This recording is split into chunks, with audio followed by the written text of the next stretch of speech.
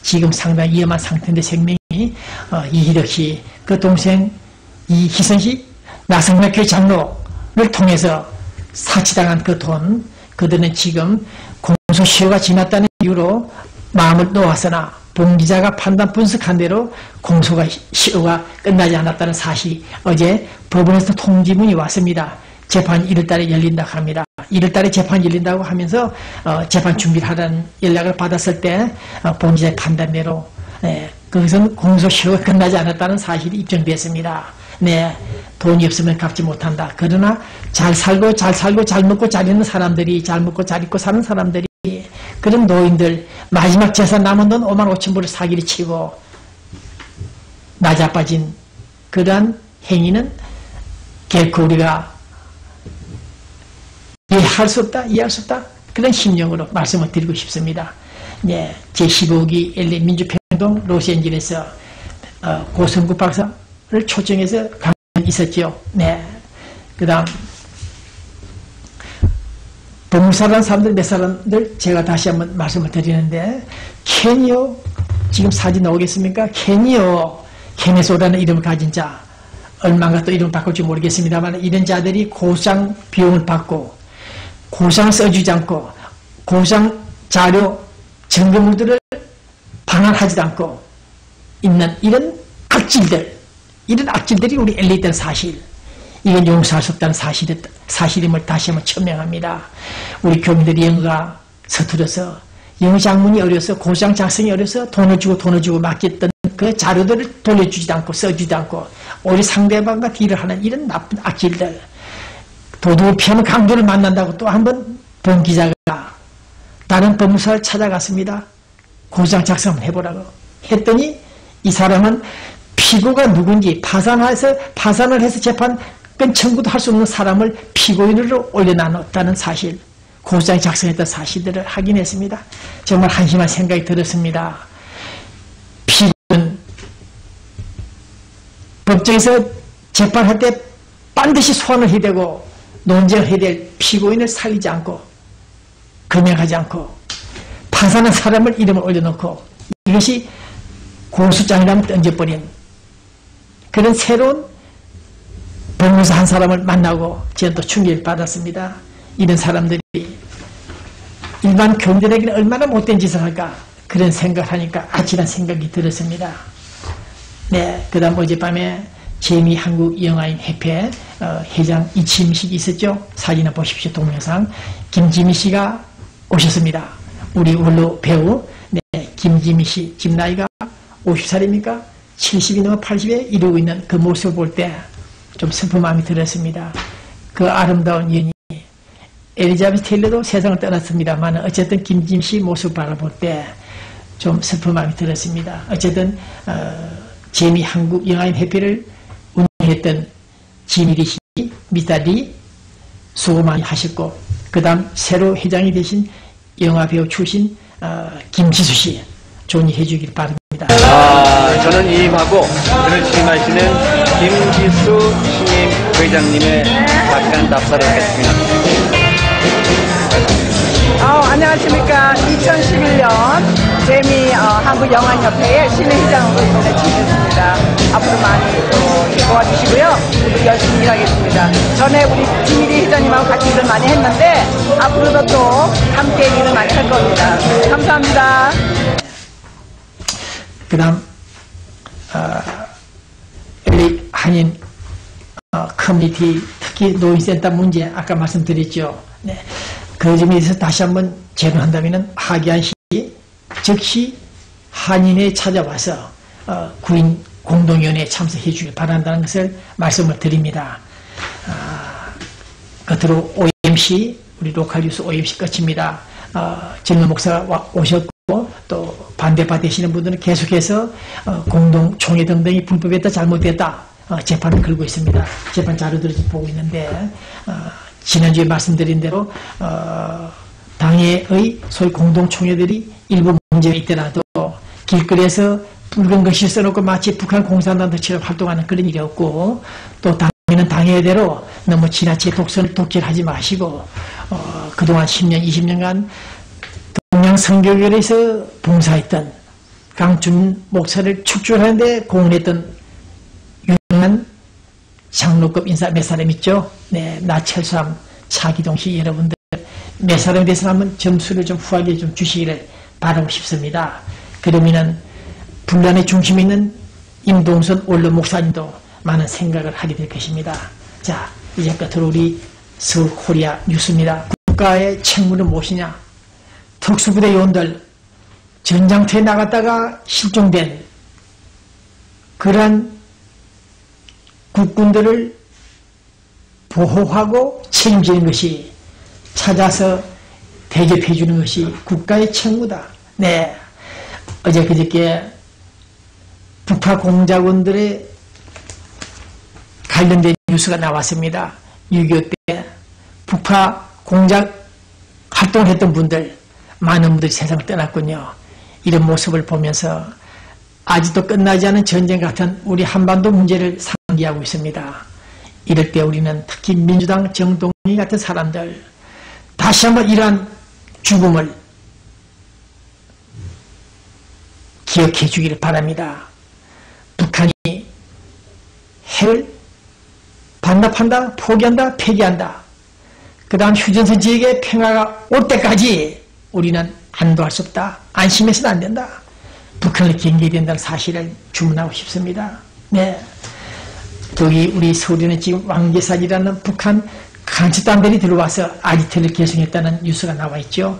북한 제225국 지령을 받은 지하랑 왕계산 팀들이 서울에서 관악산에 숨어 있는지 아니면 종로 한복판 빌딩에 들어앉아 있는지 모르겠습니다만은 본 기자가 주장했듯이 정몽은, 노무현, 황장엽 이 사례를 지도했던, 기획했던, 공모했던 이자들이 서울에 있다는 사실. 그래서 우리 대한민국 검찰이 왕계산 사건을 철저히 수사하라 이렇게 공안 업무 보고를 내놓고 있습니다. 종북 세력 응징하자. 우리 대한민국 검찰이 이제 예전에 볼 수 없었던 모습으로 바로잡아 앉아서 공안 정국을 조성하고 있습니다만은 서울에서 압력하는 북한 공산당들을 모조리 색출하겠다고 나서는 공안부 대검찰청 우리 법무부 당국자들의 모습 볼 때 우리는 상당히 안도하고 있습니다. 제발 서울에 침투해서 땅굴을 통해서 적화를 완성하려고 하는 북한 집단에 대해서 응징하는데 소리하지 말아줄 것을 바랍니다. 그러나 참으로 안타깝고 안타까운 사연이 있습니다. 술 먹는 자리 사석에서 6.25 전쟁은 북침이었다. 북한에서 남침한 것이 아니고 남쪽에서 북침한 것이다. 또 북한에 가자, 월북하자 그런 권유를 했다. 그래도 그것은 자유민주주의 기본 질서에 실질적인 해악을 끼칠 우려가 없다. 그래서 무죄다. 이런 대법원 판례들을 볼 때 상당히 불만스럽습니다. 네, 영국에서는 이런 휴대폰, 스마트폰을 통해서 테러를 선동하는 글을 올렸다 해서 4년 징역을 선고하는데 우리는 국가의 안위를 이태롭게 할 수 있는 폭동을 체제 전복을 선동하는 그런 내용에 운동을 해도 대부분은 그들에게 무죄 석방을 하고 있다는 사실을 우리는 통탄합니다. 그들이 비록 입으로 마우스로 말을 한 것이기 때문에 중대한 국가 안전을 이태롭게 할 수 있다고 볼 수 없다고 말하고 있으나 이러한 판례가 계속해서 나오고 있습니다. 전두환 정부 때 이후부터 오늘까지 계속해서 대법원 전두환 정부 때는 좀 그러한 사례가 좀 드물었으나 그 이후의 대법원 판례들을 보면 상당히 못마땅한 불만스러운 내용들이 나옵니다. 영국에서는 폭동을 선동하는 스마트폰을 통해서 글을 쓴 사람까지 체포하여 징역 4년을 때리는데 우리는 6.25 전쟁이 북침이었다. 6.25 전쟁이 남침이 아니고 북침이었다. 북한에 가자, 월북하자 그런 권유를 해도 거기서 우리 자유민주주의 기본 질서에 해악을 끼친 명백한 이유가 없다. 네, 이런 판례들을 볼 때 이 대부분 사람들이 좀 신뢰가 될지 모르겠습니다만 제정신이 아닌 것 같습니다. 물론 그들이 총을 들고 흉기를 들고 무력으로 체제를 전복하지는 않았지만은 그러나 폭동을 긴장을 조성할 수 있는 고무선동 찬양에 가까운 그런 운동행위를 한 자를 단순히 국가 안전을 이태롭게 할 수 있다고 볼 수 없다. 유죄로 선고할 수 없다. 이러한 지방 판단들을 한 것을 볼 때 대법원이 좀 잘못됐다. 이 문제를 다시 한번 짚고 넘어가고 싶습니다만은 왜 이런 판례를 남기고 있는지 6.25 전쟁이 북침했다. 북한에 가자. 그녀는 이런 행동까지 맹책을 준다면은 국가보안법의 존재 가치 이전에 대법원 판사들의 소위 의식 구조가 문제있다. 이런 사람들이 어떻게 대법원 판사가 될 수 있나 우리는 묻고 싶습니다. 자유민주적 기본 질서에 실질적인 해악을 끼친 명백한 위험성이 없다. 그러한 표현의 자유, 양심, 사상의 자유를 지나치게 학대 해석하고 비호하는 그런 대부분은 문제 있다고 저는 지적합니다. 우리는 오늘 죽기 전에 김정희가 우리는 핵무기도 없다. 핵무기도 없다. 핵무기를 만들 능력도 의사도 없다. 그런 말을 했죠. 그러나 그들은 오늘 핵무기를 통한 한반도 긴장을 고조시키고 있으며 더 이명박 대통령을 향해서 역도다, 패당이다, 살인마다, 파쇼 폭군, 히틀러 망동 이러한 내용들을 들어볼 때 대부분들이 이렇게까지 국가 조립에 이해를 주는 운동을 묵과하는 행위에 대해서 우리는 비판하지 않을 수 없다는 사실을 말씀드리고 싶습니다. 이미 천안함이 폭침당하기 전에 2009년 작년 재작년에 북한은 그런 성명을 발표했습니다.